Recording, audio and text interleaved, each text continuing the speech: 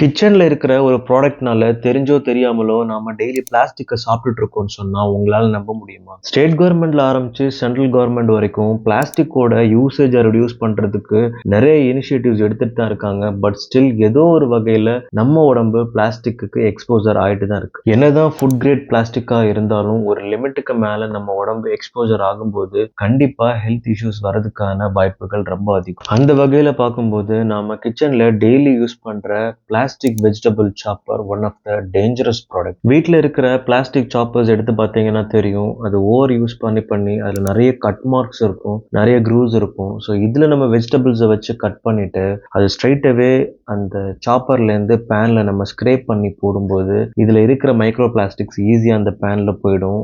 And boil பண்ணும்போது ஃபுட்டோட அது mix ஆகிடும். அண்ட் மைக்ரோ பிளாஸ்டிக்ஸ் கன்சியூம் பண்ணுறதுனால வர பிரச்சனைகள் பற்றி தனியாக சொல்லணும்னு அவசியமே கிடையாது. ஹார்மோன் பிரச்சனையில் ஆரம்பிச்சு ஃபங்க்ஷனாலிட்டி பிரச்சனை வரைக்கும் ஏகப்பட்ட ஹெல்த் இஷ்யூஸ் வரதுக்கான வாய்ப்புகள் அதிகம். அண்ட் இதுக்கான ஒரு ஆல்டர்னேட் சொல்யூஷன் என்னன்னு பார்த்தீங்கன்னா ஹார்ட்வுட்ல பண்ற வெஜிடபிள் சாப்பர் தான். ஸோ இந்த மாதிரி ஹார்ட்வுட்ல பண்ற சாப்பர்ஸ்ல நம்ம கட் பண்ணும்போது அதுல இருக்கிற பார்ட்டிகல்ஸ் ஃபுட்ல விழுந்தாலும் நம்ம ஹெல்த்துக்கு எதுவும் ஆகிறது இல்லை. At the same time end of the day நீங்க க்ளீன் பண்ணி வைக்கும்போது சுடு தண்ணியில் க்ளீன் பண்ணி வச்சிட்டிங்கன்னா எந்த இஷ்யூஸும் வரப்போறது கிடையாது.